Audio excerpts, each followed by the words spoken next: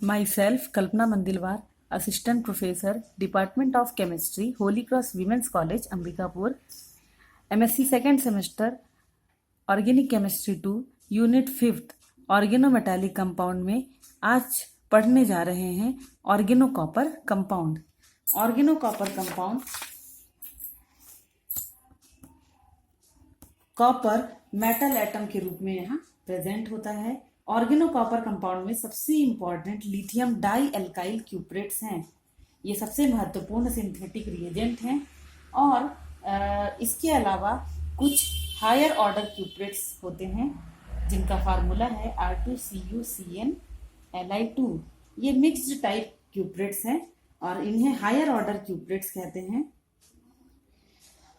इनका एडवांटेज यही है, इस रिएजेंट का एडवांटेज है कि ये स्मॉल अमाउंट ही इसकी रिएक्शन के लिए पर्याप्त होती है। इसके अलावा ये लोअर ऑर्डर क्यूप्रेट्स, जैसे यहाँ लिखी हूँ मैं, ये लोअर ऑर्डर क्यूप्रेट हैं। लोअर ऑर्डर क्यूप्रेट से ये न्यूक्लियोफिलिक सब्स्टिट्यूशन रिएक्शन में अधिक रिएक्टिव होते हैं, मतलब इनकी रिएक्टिविटी हाई होती है। हायर ऑर्डर क्यूप्रेट्स और भी हैं, PHCU CnLi2, ये हायर ऑर्डर क्यूप्रेट हैं, तो ये मोर रिएक्टिव होते हैं। ऑर्गेनोकॉपर कंपाउंड में एक महत्वपूर्ण क्यूप्रेट्स पढ़ने जा रहे हैं जो डाई एल्काइल क्यूप्रेट है, CH3 2CuLi, या फिर जिसको लिखे हैं R2CuLi। इस रिएजेंट को गिलमन रिएजेंट कहते हैं। गिलमन रिएजेंट कहते हैं। ये डाई एल्किल क्यूप्रेट हैं। गिलमान रिएजेंट की क्या प्रॉपर्टी है इसको डिस्कस करेंगे। ये एल्काइलेटिंग रिएजेंट है, एल्काइलेटिंग रिएजेंट हैं, लेस न्यूक्लियोफिलिक होते हैं, लेस न्यूक्लियोफिलिक होते हैं, मतलब Ri और RMgX से यदि इनका कंपेयर करें तो इसकी रिएक्टिविटी कम होती है। अगर ये रिएक्टिविटी कम होती है, रिएक्टिविटी इन ऑर्गेनोमेटालिक कंपाउंड की किससे बताते हैं, इनके बीच के बॉन्ड के आयनिक कैरेक्टर से, मतलब कार्बन मेटल बॉन्ड का आयनिक कैरेक्टर क्या है उससे रिएक्टिविटी को एक्सप्लेन किया जाता है। रिएक्टिविटी कम है, न्यूक्लियोफिलिक बिहेवियर यहाँ इसकी कम पाई जाती है। ये डाइमेरिक फॉर्म में एग्जिस्ट करते हैं, ये डाइमेरिक फॉर्म में एग्जिस्ट करते हैं, R2CuLi2। सबसे इंपॉर्टेंट फीचर कि ये सॉफ्ट न्यूक्लियोफाइल हैं, इन्हें सॉफ्ट रिएजेंट कहा जाता है। ये सॉफ्ट रिएजेंट हैं तो ये 1,4 एडिशन रिएक्शन इजीली देते हैं। 1,4 एडिशन रिएक्शन को माइकल एडिशन कहा जाता है या फिर इसे कॉन्जुगेट एडिशन कहा जाता है। ये कॉन्जुगेट एडिशन कहलाते हैं। इस एडिशन को कॉन्जुगेट एडिशन कहते हैं और अल्फा बीटा अनसैचुरेटेड कंपाउंड में ये रिएक्शन देखी जाती है। चूंकि रिएक्टिविटी कम है तो इससे जनरेट होने वाला जो न्यूक्लियोफाइल होगा या निगेटिव आयन होगा वो वीक बेसिक होगा। मतलब जैसे हम एक रिएक्शन पढ़ते हैं ग्रिग्नार्ड रिएजेंट की, कि ये क्या करते हैं, जो प्रोटॉन डोनर मॉलिक्यूल होते हैं या रिएजेंट होते हैं उनके साथ आसानी से क्या बनाते हैं, एल्केन, क्योंकि इनकी बेसिक प्रॉपर्टी हाई है। लेकिन यहाँ पर अगर इसकी बात करें तो ये लेस बेसिक होते हैं और इस रिएक्शन को गिलमन रिएजेंट नहीं देंगे।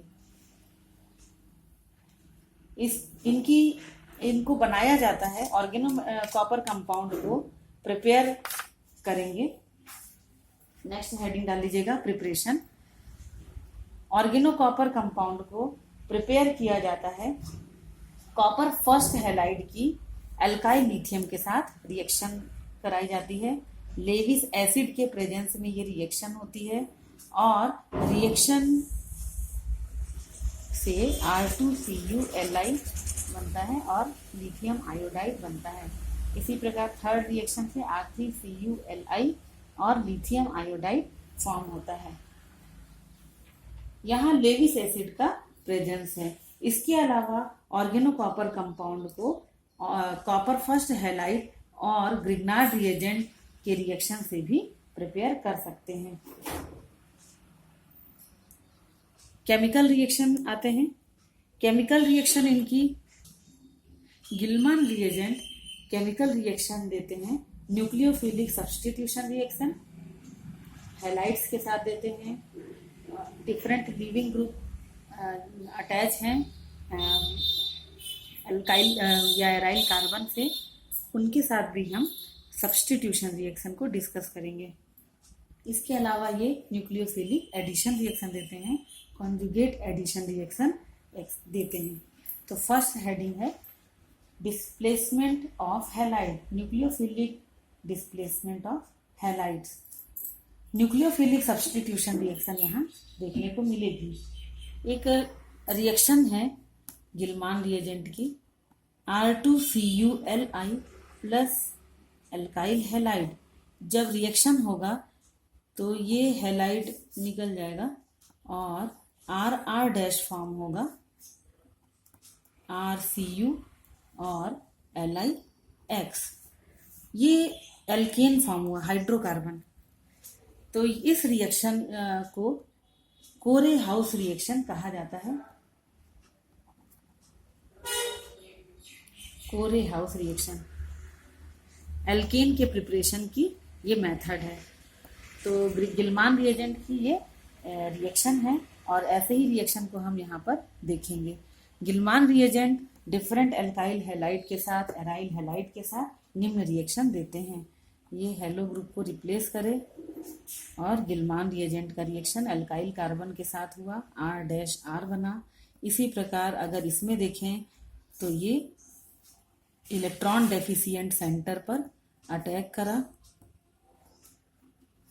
और क्या बना, इस प्रकार से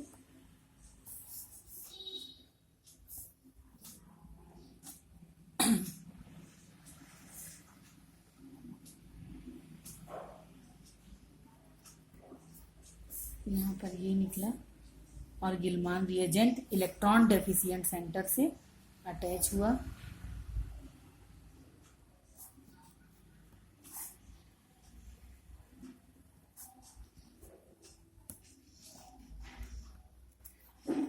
हेलो ग्रुप का नेचर यहाँ डिफरेंट है क्योंकि ये जिस कार्बन से अटैच है उसका नेचर डिफरेंट है, तो भी यहाँ पर रिएक्शन देखने को मिल रही है।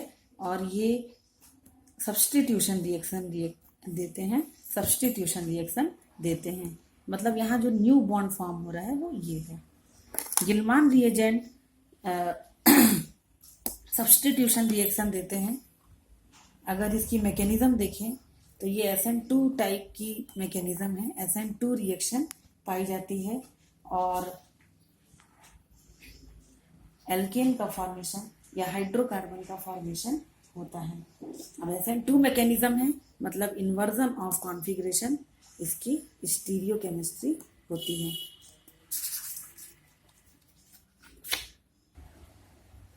गिलमान रिएजेंट में यदि डिफरेंट लिविंग ग्रुप अटैच हो और कार्बन एलाइलिक हो तो गिलमान रिएजेंट न्यूक्लियोफिलिक सब्स्टिट्यूशन तो देंगे, लेकिन ये SN2 डैश टाइप मैकेनिज्म होगी। एलाइलिक शिफ्ट यहाँ पाया जाएगा और रिएक्शन इस प्रकार से होगी। R का अटैच इस पोजीशन पर होगा। अब यहाँ देखते हैं, यहाँ पर भी एलाइलिक शिफ्ट है, SN2 डैश मैकेनिज्म पाई जाएगी। SN2 डैश रीअरेंजमेंट हुआ और रीअरेंजमेंट के बाद जो एल्काइल ग्रुप है वो इस पोजीशन पर आकर जुड़ गया। इस मैकेनिज्म को देखते हैं। यहाँ पर भी एल्काइल रीअरेंजमेंट हो रहा है, एल्काइल ग्रुप एलाइलिक रीअरेंजमेंट पाया जा रहा है। इलेक्ट्रॉन डेफिशिएंट सेंटर पर अटैक हुआ, क्या बना, ये निकल गया। यहाँ CH3 और डबल बॉन्ड इन दोनों कार्बन के बीच बना आर।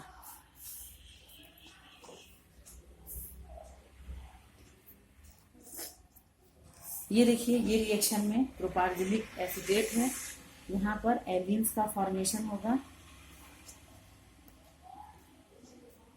और इस साइट पर अटैक होगा। MECH double bond C ME allenes form होते हैं। ये भी एलाइलिक रीअरेंज। इस रिएक्शन में स्टीरियो केमिस्ट्री को ध्यान देंगे। यहाँ रीअरेंजमेंट तो होगा और रीअरेंजमेंट से एलाइलिक रीअरेंजमेंट होगा, SN2 डैश मैकेनिज्म पाई जाएगी, कार्बेनियन का अटैक होगा, लेकिन जुड़ने वाला जो कार्बेनियन है उसकी स्टीरियो केमिस्ट्री होगी ये, मतलब ये मेथाइल ग्रुप जो जुड़ रहा है वो डैश पे जुड़ेगा, क्योंकि जो पहला फर्स्ट मेथाइल ग्रुप था वो वेज पर उपस्थित है। ये वाला रिएक्शन छूटा है। यहाँ पर देखिए, ये मान लीजिए एक एसिटेट ग्रुप अटैच कर देते हैं तो यहाँ पर इस प्रकार से एलाइलिक रीअरेंजमेंट होगा और मेथाइल ग्रुप इस पोजीशन पर अटैक करेंगे। गिलमान रिएजेंट डिफरेंट ये ग्रुप हैं, लीविंग ग्रुप हैं, उनमें ये किस प्रकार से रिएक्शन देगा। यहाँ leaving group sp3 hybridize carbon से अटैच है। यहाँ स्टीरियो केमिस्ट्री को भी ध्यान देंगे। यहाँ टोसाइल ग्रुप माइग्रेट होता है, लेकिन टोसाइल ग्रुप एंडो पोजीशन पे है। अब जो एल्काइल कार्बेनियन आ रहा है गिलमान रिएजेंट, ये अब एंडो पोजीशन पर अटैक करेगा और एंडो पोजीशन ये है CH3 ग्रुप, इस तरीके से आएगा। ये साइक्लोहेक्सेन रिंग है, चेयर फॉर्म में एग्जिस्ट करता है साइक्लोहेक्सेन रिंग। यहाँ टोसाइल ग्रुप इक्वेटोरियल है, तो गिलमान रिएजेंट का अटैक एक्सियल पोजीशन पर होगा और इक्वेटोरियल पर मेथाइल ग्रुप आ जाएगा। मतलब यहाँ पर न्यूक्लियोफिलिक सब्स्टिट्यूशन हुआ और इन्वर्जन ऑफ कॉन्फ़िगरेशन देखने को मिला। एपॉक्साइड रिंग और एपॉक्साइड रिंग ओपनिंग या रिएक्शन विथ ऑक्सीरेन। ऑक्सीरेन जब तक दोनों कार्बन एटम, ऑक्सीरेन एपॉक्साइड को कहा जाता है, दोनों कार्बन एटम सेम है, सेम नेचर के हैं, इसलिए रिंग कहीं से भी ओपन हो सकती है और रिएक्शन गिलमान रिएजेंट का किसी भी साइट पर हो सकता है। ये रीजियो सेलेक्टिव रिएक्शन है। स्टेरिक फैक्टर यहाँ पर बहुत मेन ध्यान देना पड़ेगा। जैसे ये मोर हिंडर्ड कार्बन है और ये लेस हिंडर्ड कार्बन है, तो लेस हिंडर्ड कार्बन पर गिलमान रिएजेंट का अटैक होगा और एपॉक्साइड रिंग इस तरीके से ओपन होगी। बनने वाला कंपाउंड एल्कोहल होगा और सेकेंडरी एल्कोहल यहाँ पर प्राप्त होगा। मतलब एल्काइल ग्रुप को अगर इंट्रोड्यूस कराना है तो लेस हिंडर्ड कार्बन पर ये आएगा। इसके अलावा यहाँ पर भी ये मोर हिंडर्ड साइट है, मोर हिंडर्ड साइट और ये लेस हिंडर्ड साइट। ओपन कैसे होगा? लेस हिंडर्ड साइट पर गिलमान रिएजेंट का अटैक होगा और इस प्रकार से यहाँ प्रोडक्ट बनेगा। मान लीजिए 1 2 3 4 5, 1 2 3 4 5 ये OH और यहाँ पर कार्बन और कार्बन से एक अटैच है, SN2 रिएक्शन पाई जा रही है। यहाँ पर अब SN2 डैश मैकेनिज्म होगी क्योंकि रीअरेंजमेंट है, इसलिए इसे एलाइलिक रीअरेंजमेंट या एलाइलिक शिफ्ट भी कहते हैं। SN2 dash allylic. यहाँ पर भी रीअरेंजमेंट हुआ और गिलमान रिएजेंट का अटैक इस साइट पर होगा, एल्कोहल बनेगा। ठीक, MECH2 CH double bond CH CH2 CH। यहाँ पर भी रीअरेंजमेंट होगा और रिंग इस प्रकार से ब्रेक होगी। डायरेक्शन क्या होगा? इलेक्ट्रॉन का डिस्प्लेसमेंट इस साइड और एपॉक्साइड रिंग ओपन होगी। गिलमान रिएजेंट का अटैक इस प्रकार से होगा। ये रिएक्शन पहले भी डिस्कस कर चुके हैं। एलीन का फॉर्मेशन होता है, एलीन्स फॉर्म होते हैं। इसी प्रकार reaction with acid halide, acid halide के साथ कीटोन बनता है। केवल मैं रिएक्शन लिख दूं, ठीक, ये एमी कहाँ अटैच हो गया ये, लेकिन मैकेनिज्म कैसे होगी, पहले इलेक्ट्रॉन, क्योंकि ये इलेक्ट्रॉन डेफिशिएंट है, यहाँ पे इलेक्ट्रॉन डेफिशिएंसी बहुत ज़्यादा है, ये अटैक करा, फिर उसके बाद इलेक्ट्रॉन फिर से रीअरेंज हुआ, Cl निकला और सब्स्टिट्यूशन भी यहाँ पाया जाएगा। Nucleophilic addition reaction in alpha beta unsaturated aldehyde and ketone. Alpha beta unsaturated aldehyde और कीटोन में न्यूक्लियोफिलिक एडिशन रिएक्शन देते हैं गिलमान रिएजेंट। मतलब सिंपल एल्डिहाइड और कीटोन की बात करें तो इनमें ये रिएक्शन नहीं पाई जाती। क्यों नहीं होती है? क्योंकि अगर हम एल्डिहाइड और कीटोन में देखते हैं तो ये हार्ड साइट है और ये हार्ड सेंटर है। अब हार्ड सेंटर पर हार्ड न्यूक्लियोफाइल ही रिएक्ट कर सकता है। मतलब अभी अगर ध्यान दें तो RLI है, RMGX है, ये इस सेंटर पर डायरेक्ट एडिशन दे सकते हैं, है ना, डायरेक्ट यहाँ पर एल्काइल ग्रुप आ सकता है। लेकिन गिलमान रिएजेंट की बात करें तो गिलमान रिएजेंट सॉफ्ट रिएजेंट है और ये इस साइट पर अटैक नहीं करेंगे, तो इसलिए यहाँ इनका एडिशन नहीं पाया जाएगा। ये केवल अल्फा बीटा अनसैचुरेटेड एल्डिहाइड और कीटोन में रिएक्शन को देते हैं। अल्फा बीटा अनसैचुरेटेड एल्डिहाइड और कीटोन की बात करें तो यहाँ इस पोजीशन पे डबल बॉन्ड है, यहाँ पर दो साइट होती है, यहाँ इलेक्ट्रॉन डेफिशिएंट सेंटर दो हैं, एक ये है और एक ये है। इलेक्ट्रोफिलिक सेंटर दो हैं, एक कार्बोनिल कार्बन और एक ये कार्बन, है ना, बीटा कार्बन, क्योंकि ये अल्फा है और ये बीटा है। तो ये सॉफ्ट सेंटर है और ये हार्ड सेंटर है, हार्ड साइट है। चूंकि गिलमान रिएजेंट सॉफ्ट नेचर के होते हैं इसलिए अटैक कहाँ पर होगा इसका, इस साइट पर। तो रिएक्शन कुछ इस प्रकार से होगा, पहले रीअरेंजमेंट होगा, यहाँ इधर क्या अटैच हुआ Me, फिर यहाँ डबल बॉन्ड, फिर O पर माइनस चार्ज, O माइनस से ये Li प्लस अटैच है और साथ में सेकेंड स्टेप में क्या कराना है, हाइड्रोलिसिस। तो यहाँ पर हाइड्रोलिसिस होगा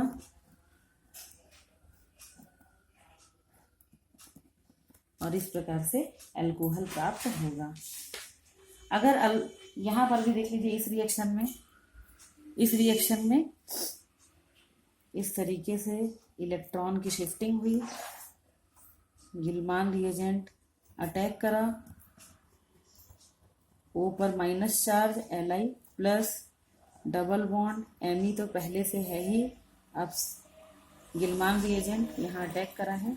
इसके बाद हाइड्रोलिसिस देखते हैं क्या होता है। हाइड्रोलिसिस या प्रोटॉन को जोड़ना है, इलेक्ट्रॉन का रीअरेंजमेंट होगा, इलेक्ट्रॉन रीअरेंज होंगे, इस कार्बन पर माइनस चार्ज डेवलप होगा, इस माइनस चार्ज वाले कार्बन से H प्लस अटैच करना है।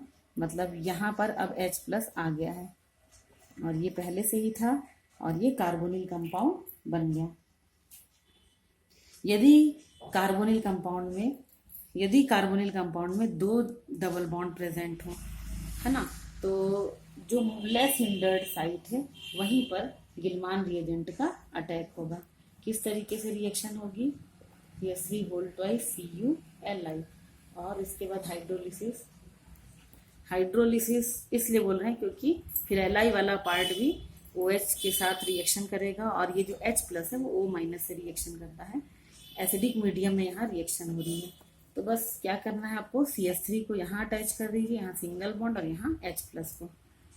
इसकी स्टीरियो केमिस्ट्री अगर देखें तो जैसे ये बल्की ग्रुप है, भारी ग्रुप है, टर्सरी ब्यूटाइल ग्रुप, और रिएक्शन यहाँ पर इस प्रकार से हुआ है, इलेक्ट्रॉन इधर गया, लेकिन अब ये जो मिथाइल ग्रुप है वो डैश पे आएगा, ठीक, और इसकी स्टीरियो केमिस्ट्री बिल्कुल इन्वर्स हो जाएगी।